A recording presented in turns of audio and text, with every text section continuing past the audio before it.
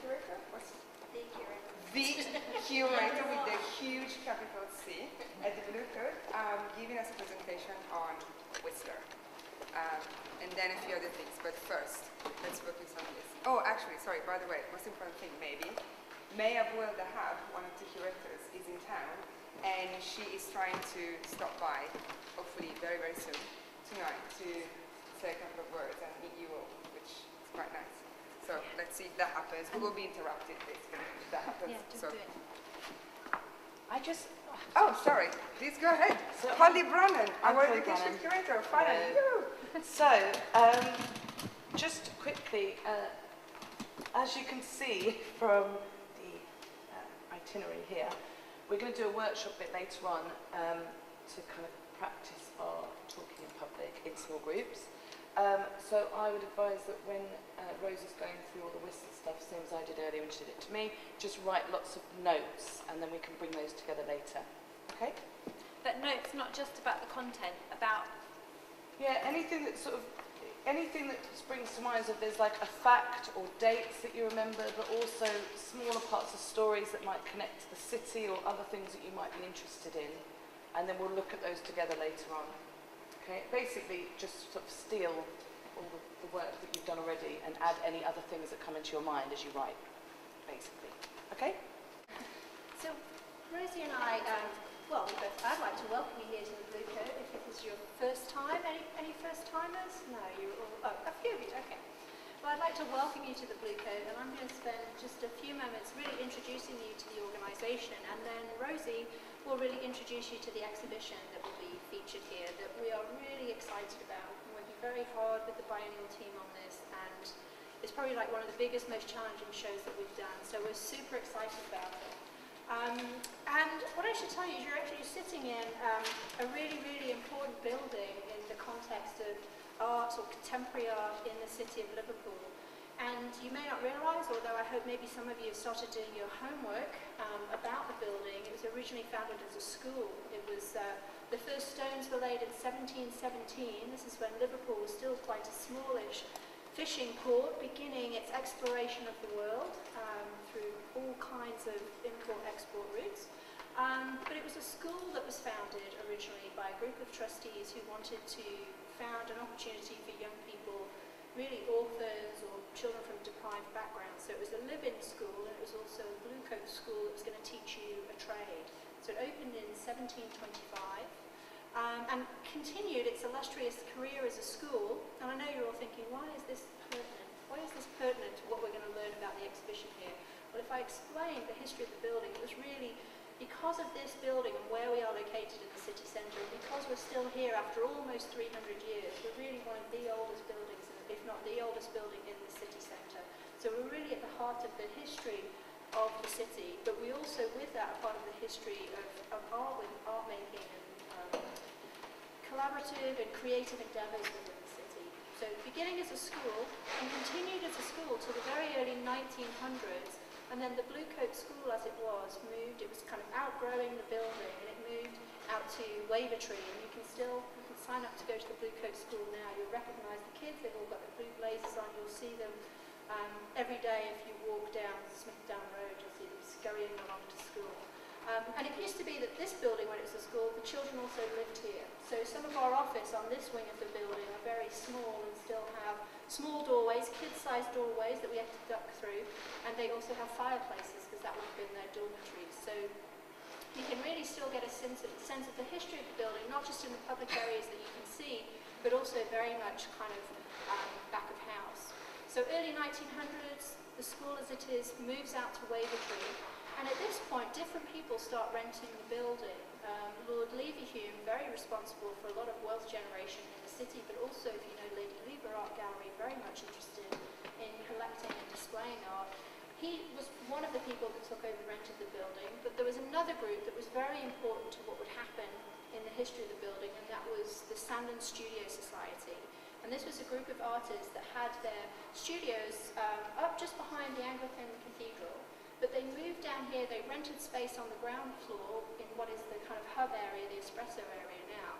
They rented that and they started using it as studio space, but they started doing exhibitions, hosting lectures, workshops, all kinds of collaborative activities, musical recitals, poetry readings, all of those things. So already in the early 1900s, this became a place of meeting people and creative and artistic expression and kind of community activity. However, in 1908, Lord Leverhulme actually purchased the building, and that activity continued. There were still people renting different parts of the building for different activities. But going into the 1920s, the building, he actually tried to sell off the building. And at one point, he couldn't find a buyer for the building, and Lord Leverhulme actually entertained the notion of knocking the building down. But what happened was that group of artists that had been working here for a long time, who so loved the building and so used it really to its full potential, they clubbed together and raised as much money as they could, and then also with the help of an anonymous donation of £1,000, which was a lot of money back then, they then bought the building.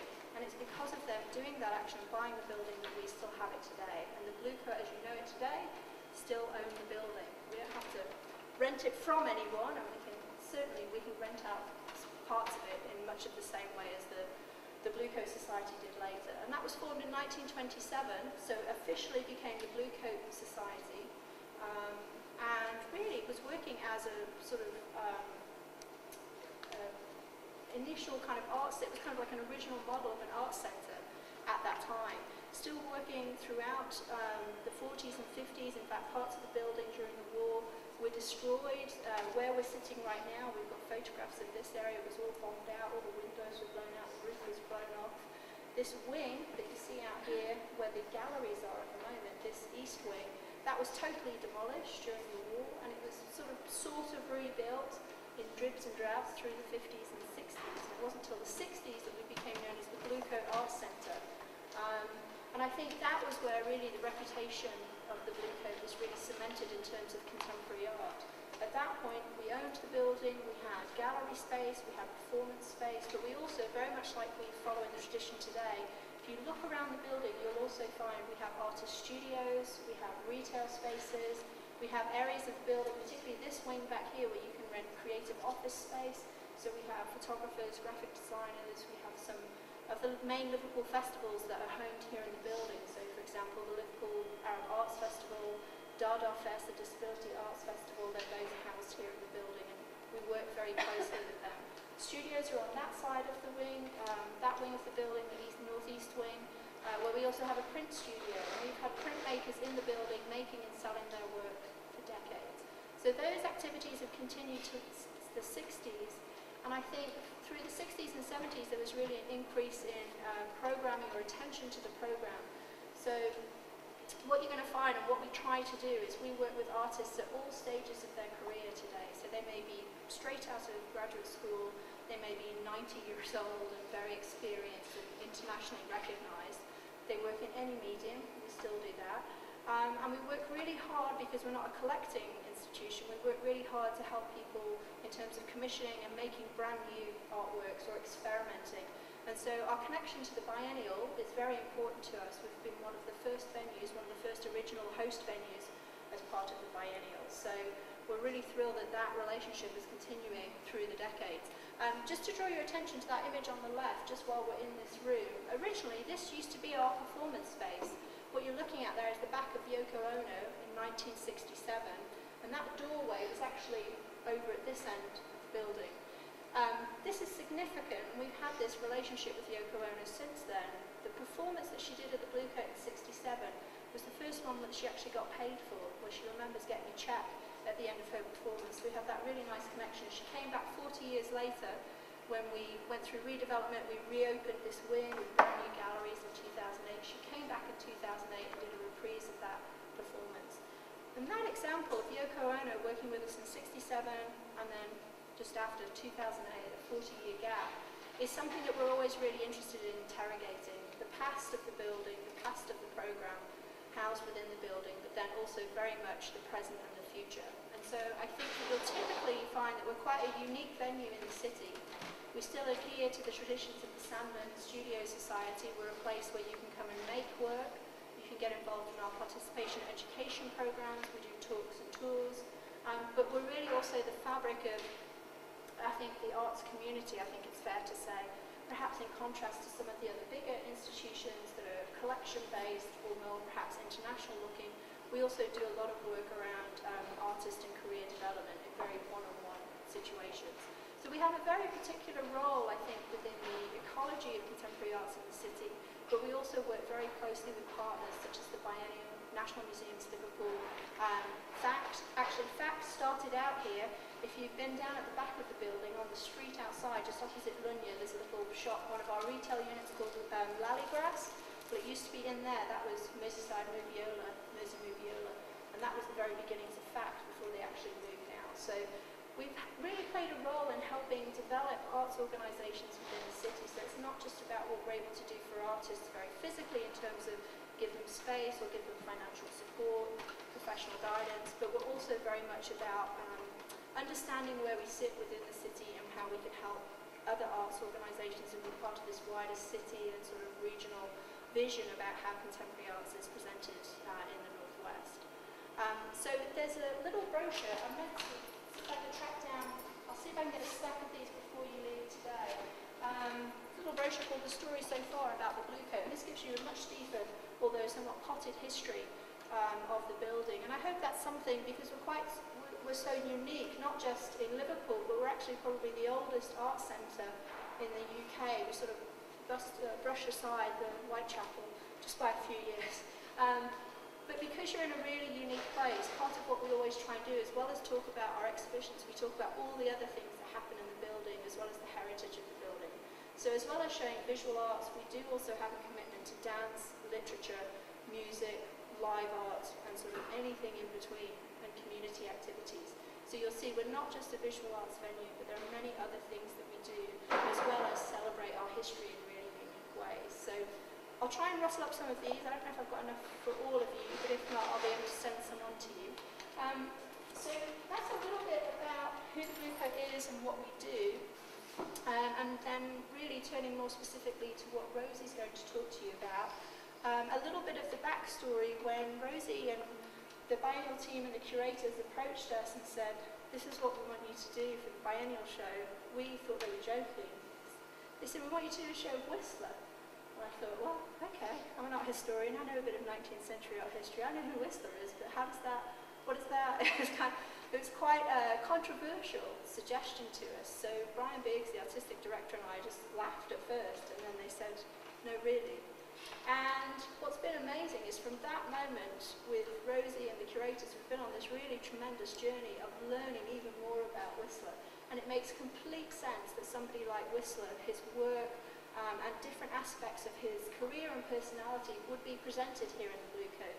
Because as I think you'll find out from what Rosie's about to tell you, many different aspects of what Whistler was interested in and advocated for are really some of the things that are sort of attached to the Bluecoat's mission in how we work with contemporary artists. So it may at first seem like kind of a strange fit, but I think it will really reveal itself in really sort of beautiful and magical ways.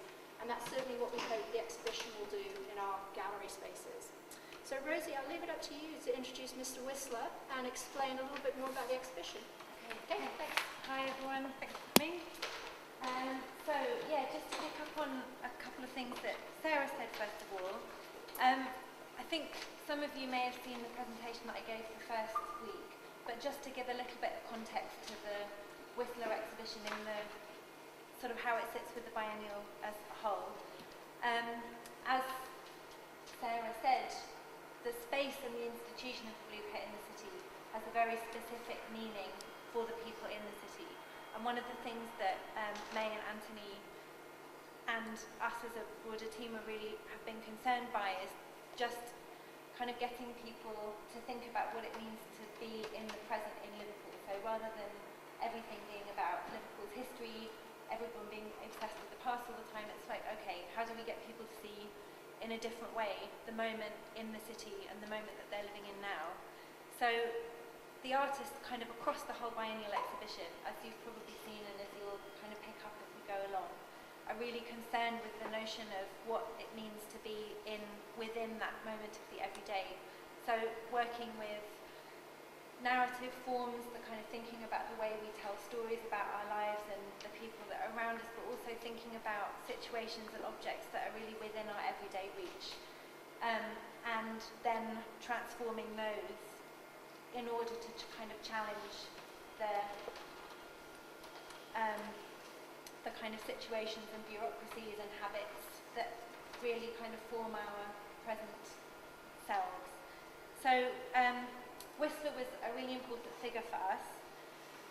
Here he is, looking incredibly rakish, because his life and his work were really inseparable. The way he approached the experiments that he did with colour, with form, moving towards abstraction, as I'll mention again in a minute, really was completely synonymous with the way that he constructed himself as a public figure. So most of you will probably know him from this painting. That's a typo. It should be grey and black. I don't know why the CK have vanished. Anyway, this is Whistler's mother, which I think is a painting that has anybody not seen this painting before? No, exactly. It's incredibly famous, incredibly well known. And he's really, he was also part of the aesthetic movement, which was a movement of people including Rossetti, John Everett Millais, people in the late 19th century, mid-late 19th century pre-Raphaelites who were really involved in representations of nature and also in storytelling.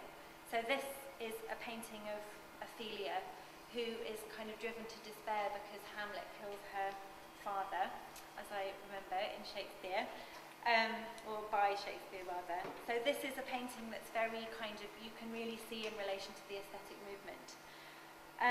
But Whistler's work was very different. So whilst he was really associated with these people, many of whom had this very sort of decorative, these concerns about decoration, not only in painting but also in terms of interiors. Many of those concerns he shared, but he also separated himself from them.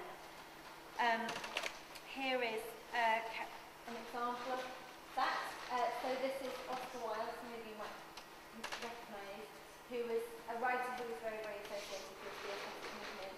This is a caricature that Whistler's wife sketched of Oscar Wilde as a pig. And you can sort of imagine him and his wife kind of sitting together and making these really mean caricatures late at night. But Whistler kind of thought that Whistler saw himself really differently. Not that he necessarily saw himself as above those concerns, but he really felt very differently about the role that the artist has in society, which is really to challenge taste rather than just to go along with what everybody likes. And the pre-Raphaelites were very popular at the time, as you can imagine, and the work is really beautiful. But Whistler wanted to make a different kind of, Whistler wanted to really challenge. So in order to draw out this story and his personality and his approach, these are the general themes that we've been working with within the exhibition. So Whistler in his own words. So we really want him to tell his own story. There's a really fantastic amount of correspondence between Whistler and various other people, Wilde included actually, which is at the Glasgow University Library. And we've been working with this amazing woman called Margaret MacDonald, who's who knows really more about Whistler than most other people in the world. And she's been working with us to gather excerpts from Whistler's own writing and letters so that we can use those as captions that will appear through the whole exhibition. So Whistler, you'll really get this strong sense of his voice as coming through, as really coming through the whole exhibition.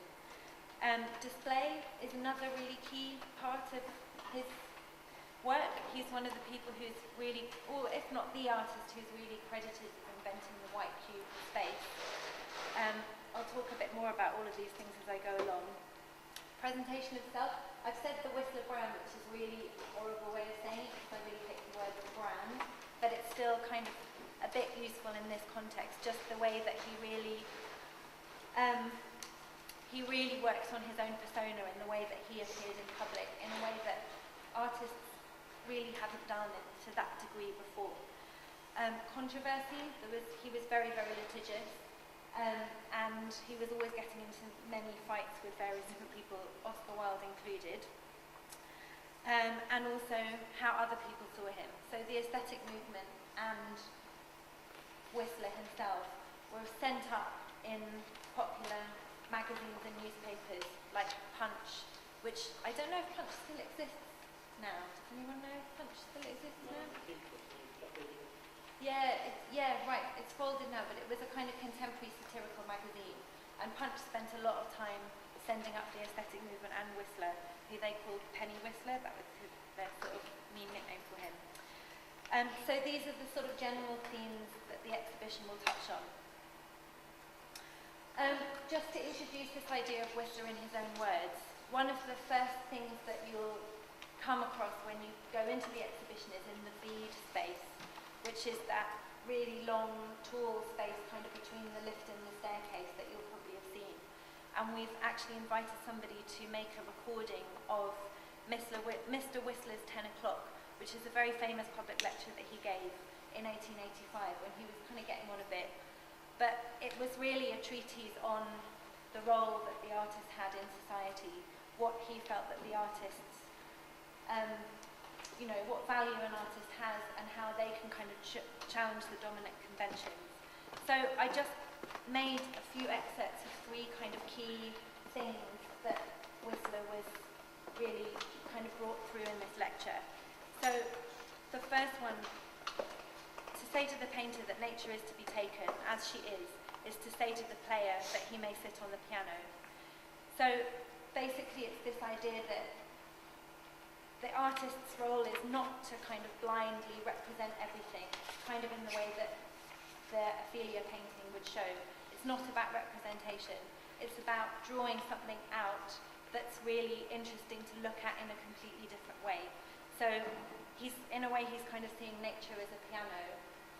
You wouldn't just sit on the whole complete thing, you kind of bring out certain notes and chords that make something different, that's more pleasurable to, in this case, to hear, but also to look at.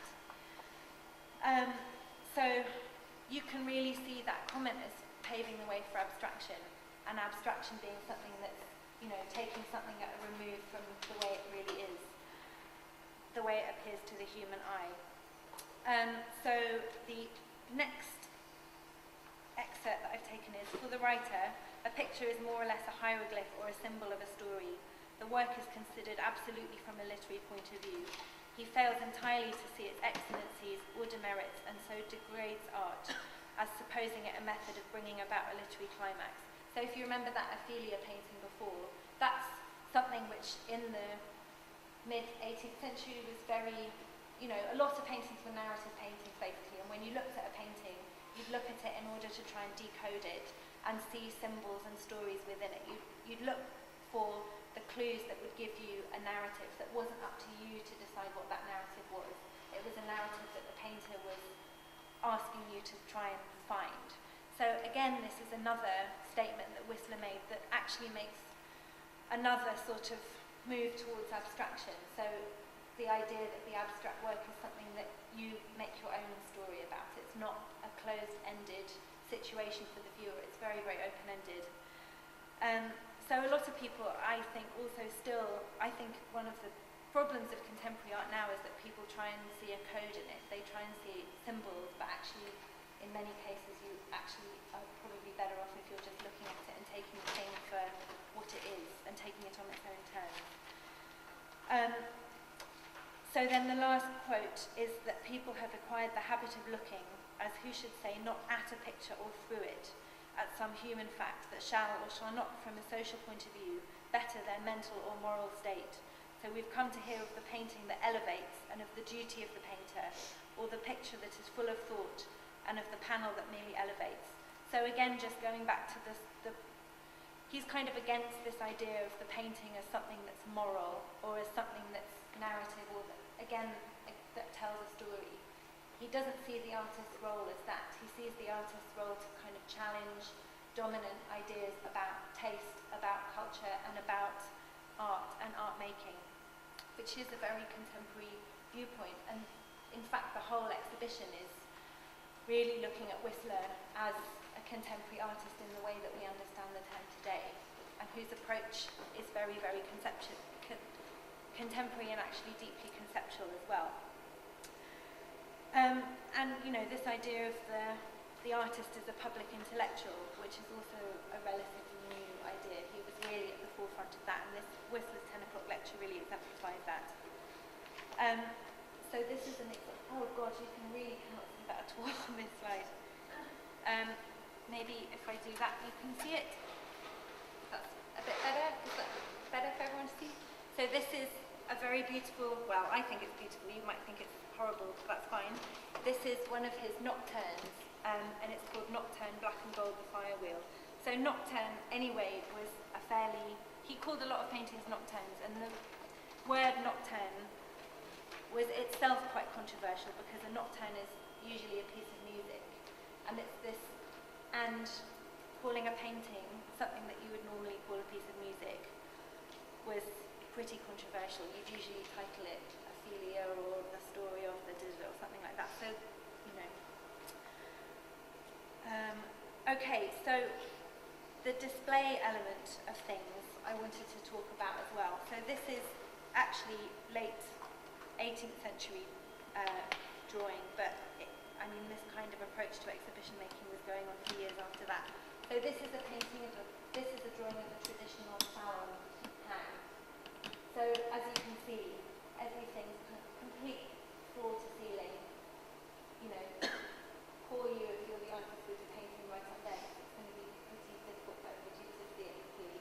But the idea was that you would just cover your walls in the museum or in your house with art, with hardly any space between it. There's a little tiny space, okay, that's when we just put a smaller painting in there. It was very, very, very crowded. And Whistler was really concerned with this idea of giving art much more space for people to really kind of look at it and experience it in a different way. So he came up with a completely new way of making exhibitions. So this is in 1883. He titled this entire exhibition Arrangement in White and Yellow, which was also really unusual at the time, to give an entire exhibition a title that, in the same way that you might give a painting a title in that way. So he's really seeing the exhibition space as a total environment. So the frame, the wall colour, the colour of the skirting boards, whether you have flowers, everything is incredibly important to Whistler, because it allows you to see it, because you can see the work better in that way. It's sort of more harmonious with the work that is presented in that space. It's not hard to understand for us now that would be the case, but at the time it was an incredibly radical idea that you would just give art a little bit more room, and that you'd paint the walls a colour that would match the work. And this arrangement in white and yellow at the Grosvenor Galleries, which was actually, Whistler presented many of his Thames etchings there, which is beautiful. So this got massively sent up in the press, and I think it was in Punch magazine, they started calling it the poached egg, and just people could not get it. They just thought it was completely sort of over the top ridiculousness. It was very, very theatrical, and Whistler also asked the gallery attendants to wear white and yellow so that they would also harmonise with the whole exhibition as well. So it was just a completely radical thing to do, and it's close to what you would call a contemporary installation, I think. So also you'll see in this image, there's this hanging system, and Whistler invented this kind of system of hanging fabric that would diffuse light in a room that had a skylight in. So rather than the light coming in and it reflecting off the glass so it would be hard for you to see the painting, he kind of invented this system of fabric here. It was first used in 1886, and actually he applied for a patent for it the year after, which is also quite a sort of radical thing to do. So within the exhibition here, we're actually going to be reproducing or sort of reimagining various tropes that Whistler used within the presentation of his own work. So we're going to reproduce the Valerian in Gallery 2, and we're also taking some elements of the colours that Whistler used to present his work. Here's another exhibition that he made called Arrangement in Flesh, Colour and Grey, which also came up for a lot of criticism as well. So the next part of the exhibition is really about display. So the presentation of himself was, so his own sort of physical presentation was very important to Whistler. This is another very dark image, but perhaps you can see it better here again. This is Whistler looking like a complete dandy. Can everybody see that okay? Just vaguely? Okay. So he's wearing this kind of amazing cape, he's got a cane, all of these sorts of things, and standing in this very sort of swashbuckling style. So personal style was really important to him. He also made himself a kind of logo or a signature, which was the butterfly with the sting in the tail. So at first it started off as a butterfly, but then as his kind of legal wranglings and disputes got more and more serious, he put a sting in the tail and would use it to sort of sign off all of his letters. And he also used it as a motif that would decorate the gallery wall in the 1883 exhibition as well. So I love this description of Whistler going to the hairdressers. I'll just read the last section. I'll just read out the last section, I think. So he goes through this whole kind of rigmarole of going to the hairdressers. It's all a bit of a hoo-ha. Everyone's made to kind of stop what they're doing and pay attention to Whistler having his hair done. And then, still pinching the towel just after he's had his hair cut, Whistler would then beat the rest of his hair into ringlets until they fell into decorative waves all over his head. A loud scream would then rend the air. Whistler wanted a comb.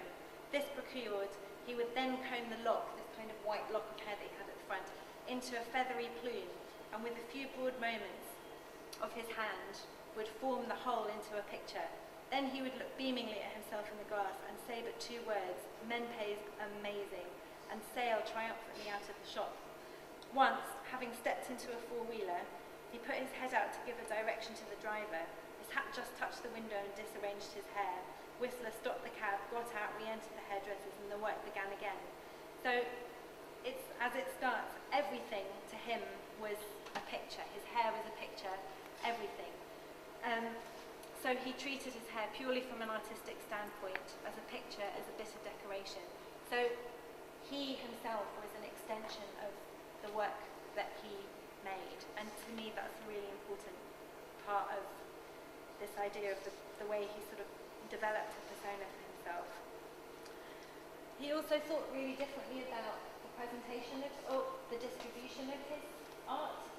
So in the late 19th century, he decided to form the company of the Blue Butterfly, and here's a little sketch of the forefront, of the shop front, and you can see the butterfly with the sting in the tail right there, and it was this idea that he would open a shop which would be a studio but also would sell his work directly to the public, because by that time he'd had so many fallings out with various galleries who were supposed to sell his work and his various patrons who would commission things, that he just thought, okay, I'm just going to make work to sell it to the public. And he was also in and out of debt all the time, so it was a way for him to kind of completely be in control of his own finances in that way. So it kind of, there's not an enormous amount that is known about this project. It worked for a little bit, but then, I mean, it was late on in his life, so I think it kind of came to an end fairly soon after he suffered ill health. So, moving on to the controversy section of the exhibition, here's another incredibly dark work that's very hard to see. It's called Nocturne in Black and Gold, The Falling Rocket, and he painted it in 1875. And at the time, one of the most famous art critics, who was John Ruskin, wrote this incredibly damning review of the work. And he said awful things about Whistler in it. he described it as an act of Cockney impudence, which to Whistler was a massive insult because it was class-based, and Whistler felt him to be high class, and Cockney, which is a very working term associated with working class Londoners, was really kind of beyond the pale as an insult. And Ruskin also said that the work was terrible, it kind of didn't look like it was finished, it looked like it had been done very, very quickly, and Ruskin felt that to paint this painting and to present it to the public was tantamount to Whistler throwing a pot of paint in the face of the public. So Whistler decided to take him to court over it for libel. So it went well, the court case went well in that Whistler won, but the judge thought the whole thing was faintly ridiculous. So Whistler was only awarded a farthing damages. So through this trial and various other things, Whistler became completely bankrupt. Oh yes, I think this is in slightly the wrong order, but this is a kind of footnote to say here's a picture of Whistler in Liverpool. This is Whistler, and this is the hanging committee of the Walker Art Gallery. And Whistler was invited to be on the hanging committee of an open submission painting show. And he obliged, but as you can see, he looks like he just doesn't have anything to do with these quickly stuffy men. And he used to write letters back to his wife about how incredibly boring and old-fashioned he thought the Walker Gallery was. But anyway, when all the paintings came in, he was really sort of appalled at the incredible sentimentality that so many of these paintings had, and about how many really sort of soppy paintings of babies there were.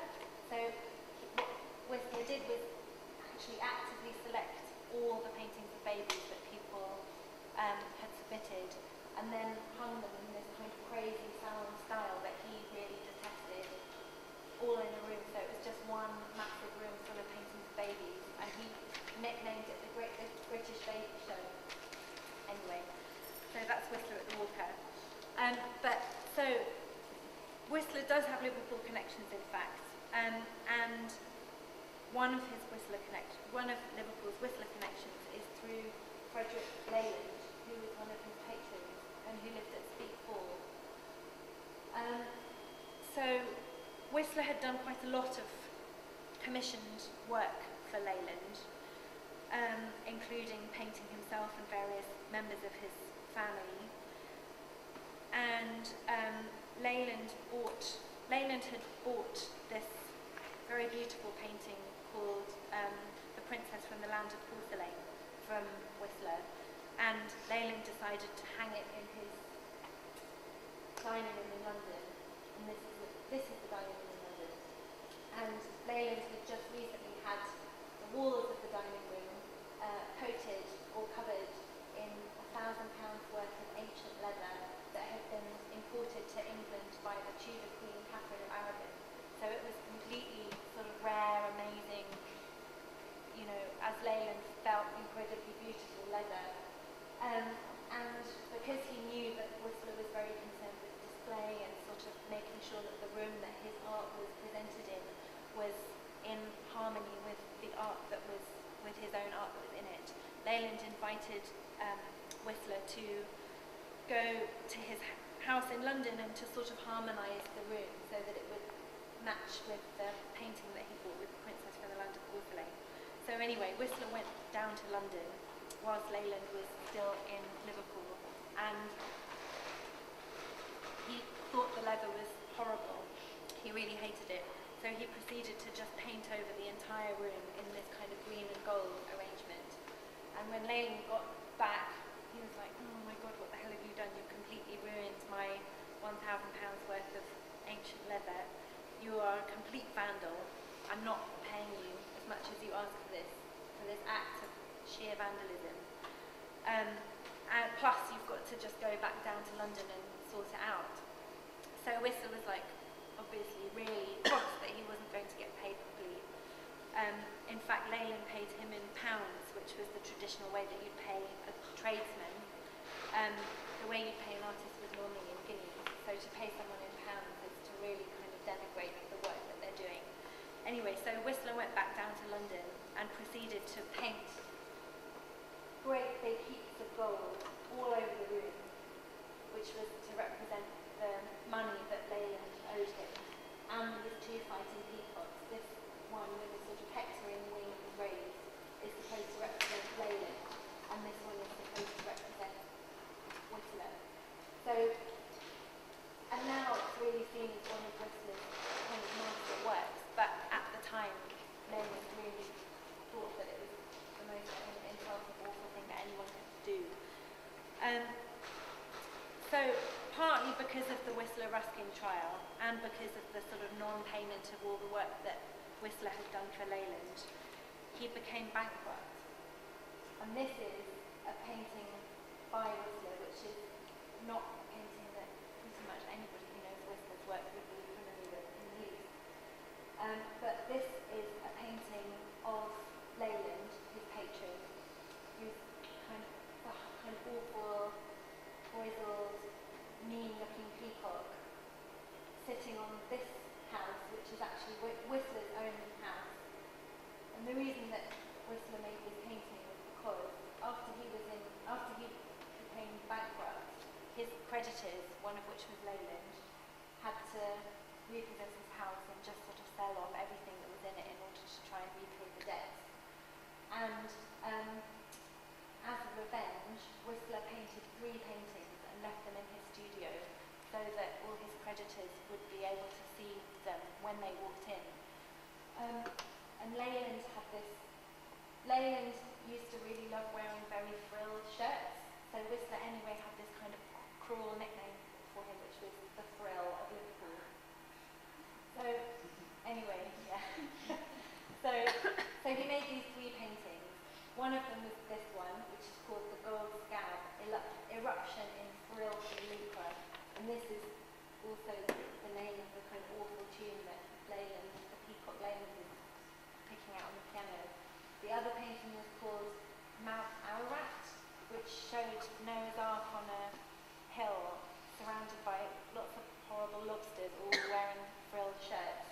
And then the third painting that Whistler painted, which is my favourite title, is called The Loves of the Lobsters, Arrangement in Rats, which showed these 2 kind of horrible lobsters on a plate ready to be eaten, one of whom was wearing this frilled shirt. So it was a massive insult to his own patron, but a sort of also a revenge to them for taking away all his work and his money in this house that had been recently commissioned.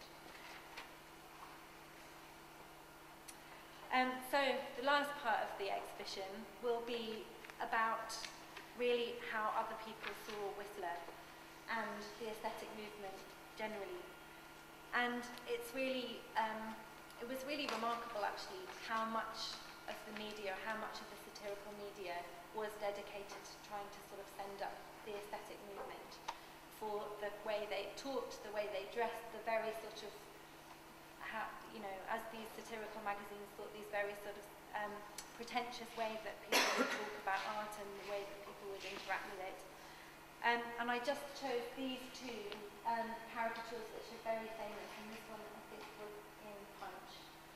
And it all came out of this quote that Oscar Wilde said once, and Oscar Wilde again being one of the kind of key members of the aesthetic movement. And everybody in the aesthetic movement was really obsessed with these sort of Japanese white and blue porcelain china. So there was just a lot of things, kind of new forms of aesthetics and new kind of objects and ways of painting, things like that, that was coming over from Japan at that time. So this blue and white china was something that people really were very into. If you were in the aesthetic movement, you definitely have a lot of blue and white china. And Oscar Wilde once said, "Oh, it's becoming harder and harder every day to live up to my blue china." And the press completely grabbed this as being one of the most ridiculous things that they'd ever heard anybody say in their life. So this is a cartoon where the aesthetic bridegroom is saying, "Oh, it's quite consummate, is it not?" And the intense bride is saying, "Oh, it is indeed. Algernon, let us live up to it." And even the Royal Worcester potteries, which were quite a sort of mainstay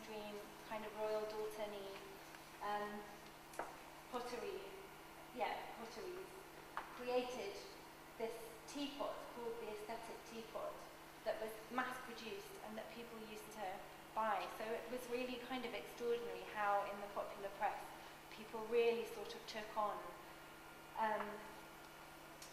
what they felt was the kind of ridiculousness of the way that contemporary artists and contemporary practitioners would sort of behave and the way they dress, all this sort of thing.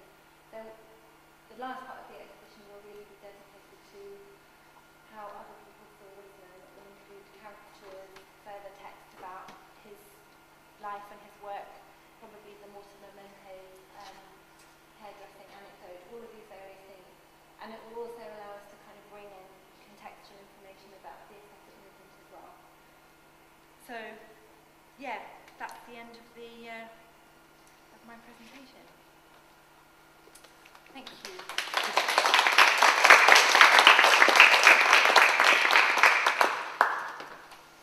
And now, before we have a break, Yeah, if anyone's got any We questions have- as well. a special visit, and Oh, yeah. maybe can also help you answering Good. any questions. Hi. Yes. May I build the hub as anticipated? No, anticipated. Hello. Yeah, I anticipated it. Yeah, sorry, we're kind of in the way of the video camera. So, Hello, nice to meet you all. I'm incredibly tired today on account of waking up at 6:30 to catch a train, not of specific exhaustion, so not as wordy as I usually am, which maybe is a good thing. I just wanted to drop by and say hello because, in fact, really, you are the first audience, so it's going to be very nice to get your feedback. Not now, I mean in general, and I think that Francesca has organized that you will meet with Anthony and I at, yeah, on site at the building. yeah, and I think it will be really great to get your impressions and criticisms and ideas along the way. So, thank you. But if there's any questions about Whistler before we take like an 8-minute Oh, break, yeah, we I can think answer it's a them, good yeah. opportunity to have both May and Rosie to answer. Did you tell the truth? No, it's always yeah. No question? What parallels, you say you're trying to draw parallels with the city now, with a lot of biennial, trying to challenge you to wake up a bit. Now, what direct parallels are you trying to do with Whistler? I can see some sort of technique out of hipster culture maybe, and say you've got all these people in their own little geek culture, and say that's our contemporary, look at those weirdos over there, look at the way they're dressed. Are there any direct sort of links you're trying to make about that? Is it more subtle than that, do you think? I think that, I mean, Whistler has his own personal connections with Liverpool through Leyland, but also through the Walker, for example. But I think also just going back to what you were saying at the very beginning, Sarah, that here at the Bluecoat is still somewhere where artists are thinking and producing about producing their work. So that's a big sort of resonance for us. I mean, that's one of the reasons that we decided to do the Whistler show. The fact At the he Bluecoat. went off and started selling his own work was quite innovative in terms of Yeah, how art was sold and presented to his part. yeah. So But it's less it's- about the aesthetic movement being the big thing and more about his position within that and challenging how they actively do as well. I mean, I think the aesthetic movement is an important part of the exhibition, but it's really more about Whistler's approach, his persona, the way he thought about display of the work, all these things which are very, very contemporary concerns still for artists now. So I think we really are presenting Whistler as being someone who's incredibly relevant for artists and practitioners generally to kind of keep thinking about. Lights were a big thing in Liverpool as well. I mean, it's like Yeah. the cool little sense of Liverpool through that light in terms of Yeah. selling work there. So Yeah, exactly. And the Walker Gallery has a great collection of pre-Raphaelite work. Yeah. So there's lots of parallels, but I think we wanted to sort of, it's interesting to take something that has usually got such an incredibly, people really think of him as a very historic artist, or about the mother, or about these very sort of, what we now think about as being these very kind of beautiful, demure paintings of portraits of women that he does, for example. But actually, we wanted to kind of unearth a completely different story of Whistler that people might not be so familiar with, but that is actually still incredibly important to the way that artists are thinking now. Impressionists is up this top box. Yeah. Actually, they were very challenging when they came in. Yeah. What would you say about that? Well, because I missed the beginning, so I wasn't sure what was the...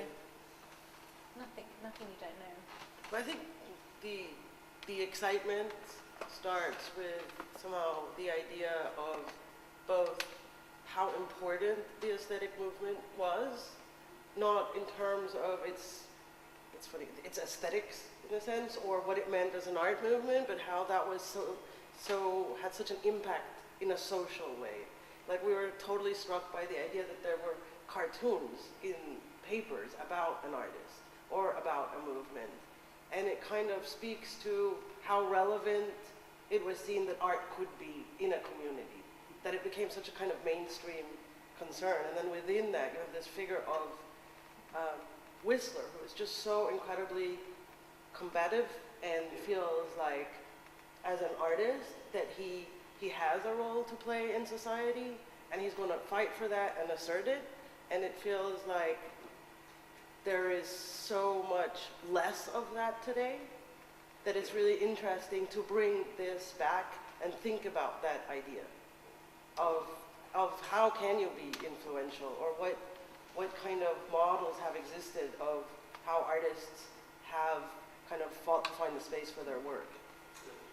The other thing I think about the aesthetic movement was that it was incredibly influential in terms of middle class kind of bourgeois taste.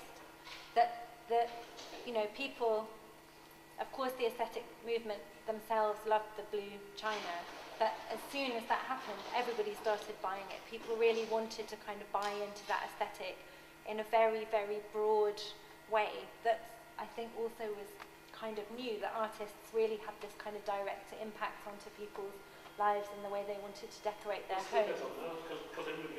Exactly. Exactly. But as with the 10 o'clock lecture, Whistler was kind of really criticising that and saying artists shouldn't actually just be there to decorate people's homes. Artists have something to say and something challenging to add to a kind of discourse about aesthetics or a discourse about the place of art in people's lives.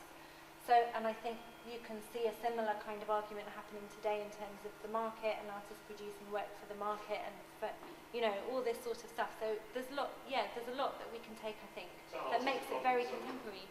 Sorry? Art isn't product design for utility. He was really challenging that. He was really challenging that idea in the way that people are still thinking about it. I think in the context of the Bluecoat too, the group that you're describing, when I mentioned the Sandon Studio Society, that's the group of people in Liverpool that were interested in art making, that you're talking about, you know, this aesthetic idea. That's kind of the group that came together, and then when they formed kind of, you know, their own organisation, they created a place to show art and talk about art in the city that eventually ended up being the second place in the UK that showed Roger Fry's post-impressionism exhibition. So, you know, it was kind of sort of that group, even though their own work actually is not quite that radical, I think the way that they were connecting to other artists in the country and internationally and thinking about what art could really be led them to then, you know, inviting Roger Fry to bring that kind of work here at Liverpool. And when they did it, they didn't just show the Picassos and whatever that was in the show, they also put their work in with it as well. So they were kind of radical in how they were wanting to kind of promote their work alongside this major sort of, you know, international contemporary art. So for me, from a Bluecoat perspective, you know, the time frame from like the 1890s to like, you know, 1915, it's a really sort of compressed and interesting time period, and Whistler sits right in the middle of that. So, you know, there's that great kind of juxtaposition of all those things happening at the same time that makes it really rich in this context. I think in many ways it's also, I mean, we're all coming at it from different ways, and it's so crucial to this show that is the idea that it's not answering a question, or it's not positioning Whistler. It's using Whistler also as a way to ask a large variety of questions through the very different elements of what he's done. Yeah.